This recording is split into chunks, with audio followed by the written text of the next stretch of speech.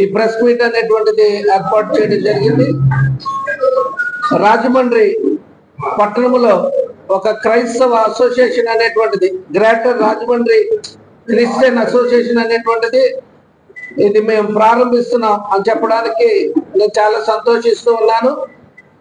క్రైస్తవ organisations associations చాలా ఉన్నాయి, కానీ ఆయా అసోసియేషన్స్ పొలిటికల్ పార్టీలతో మరి కొమ్ము కాస్తున్నందున, పొలిటికల్ పార్టీతో అడాప్ట్ అయ్యి ఉన్నందున మరి ఈ ఆర్గనైజేషన్ అనేటువంటిది మరి కొత్తగా ప్రారంభించడం జరిగింది. ఇది ఏ పొలిటికల్ పార్టీకి సపోర్ట్ గా లేదు, ఇది క్రైస్తవుల పక్షంగా మరి ఉండేటువంటి ఆర్గనైజేషన్ అనే విషయాన్ని నేను మీకు జ్ఞాపకం చేస్తున్నాను. ఇది రాజమండ్రి పరిసర ప్రాంతాల్లో, అలాగే కాకుండా మరి ఆ జిల్లా వ్యాప్తంగా క్రైస్తవులపై జరిగేటువంటి దాడులను మరి తీవ్రంగా ఖండించడం, క్రైస్తవ హక్కుల పరిరక్షణ కొరకు ఇది ముఖ్యంగా పనిచేస్తుంది అనే విషయాన్ని నేను మీకు జ్ఞాపకం చేస్తున్నాను. ఇటీవల కాలంలో ఆంధ్రప్రదేశ్లో ముఖ్యంగా మరి తూర్పుగోదావరి జిల్లాలో, పాత తూర్పుగోదావరి జిల్లాలో మరి క్రైస్తవులపై ఎక్కువగా దాడులు జరుగుతూ ఉన్నాయి. ఇవి బయటకు రావట్లేదు, సోషల్ మీడియాలో మాత్రమే మనకి కనబడుతున్నాయి. మరి ఈ దాడులను మేము తీవ్రంగా ఖండిస్తూ ఉన్నాం. ఇటీవల కాలంలో అంటే గత వారం మరి సామలకోటలో ఒక చర్చిలో చిన్నపిల్లల కార్యక్రమం ఏర్పాటు చేయడం జరిగితే, ఆ కార్యక్రమంలో కొంతమంది మతోన్మాదులు ఆ చర్చిలోకి చొరబడి మరి అక్కడ అల్లరి చేసి పిల్లలందరినీ భయభ్రాంతులు చేసి అక్కడ ఉన్నటువంటి క్రైస్తవుల మీద దోషిని మాటలు మాట్లాడి వారందరినీ చెదరగొట్టి ఆ ప్రోగ్రామ్ పాడు చేసినటువంటి సందర్భం గత 5-6 రోజుల క్రిందట మరి జరిగిందన్న విషయాన్ని మీ దృష్టికి నేను తీసుకొస్తూ ఉన్నాను. అంతేకాకుండా ఈ మధ్య కాలంలో మరి ప్రముఖ క్రైస్తవ సువార్థికుడు, అంటే ఇంచుమించు నెల 10 రోజులు అవుతుంది, మరి ప్రముఖ క్రైస్తవ సువార్థికుడు బిజినెస్ మ్యాన్ అయినటువంటి ప్రవీణ్ పగడాల మృతదేహం రాజమండ్రి పట్టణంలో దొరికింది. ఈ విషయం మీ అందరికీ మరి తెలిసది.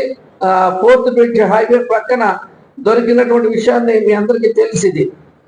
వారి మృతి ప్రభుత్వాలు ప్రధానంగా ఇది ప్రమాదంగా వారు వెల్లడి చేశారు ప్రభుత్వాలు. కానీ క్రైస్తవ లోకం అంతా కూడా, యావత్ క్రైస్తవ లోకం అందరూ కూడా ఇది హత్యగా భావిస్తూ ఉన్నారు. చాలా అనుమానాలు ఉన్నాయి.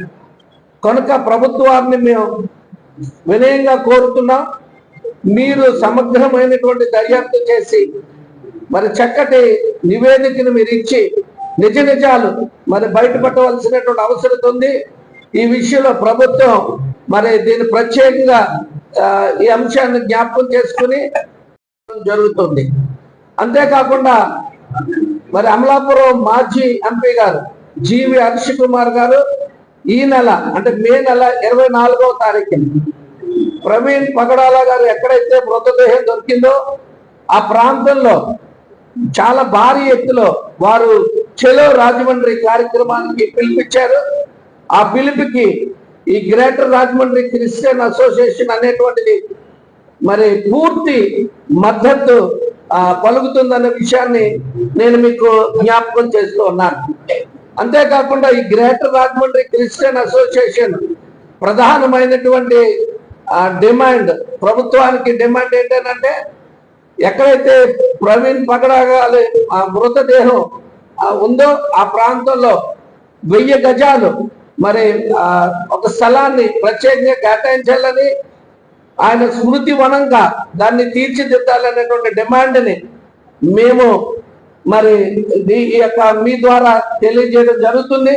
కనుక క్రైస్తవుల పక్షంగా ప్రభుత్వాలు ఉండాలని, క్రైస్తవులు ఏ ప్రభుత్వం అయితే మరి అధికారాలు ఉంటుందో ఆ ప్రభుత్వానికి సంపూర్ణ మద్దతు క్రైస్తవులు పలుకుతూ ఉంటారు. ఆ విషయాన్ని గమనించి క్రైస్తవులకి న్యాయం చేయాలని నేను కోరుతూ ఉన్నాను. నా ప్రక్కన మరి అయ్యగారు ఆత్మప్రసాద్ గారు ఉన్నారు. వారు ఒక ప్రత్యేకమైనటువంటి అంశాన్ని మీకు జ్ఞాపకం చేస్తారు.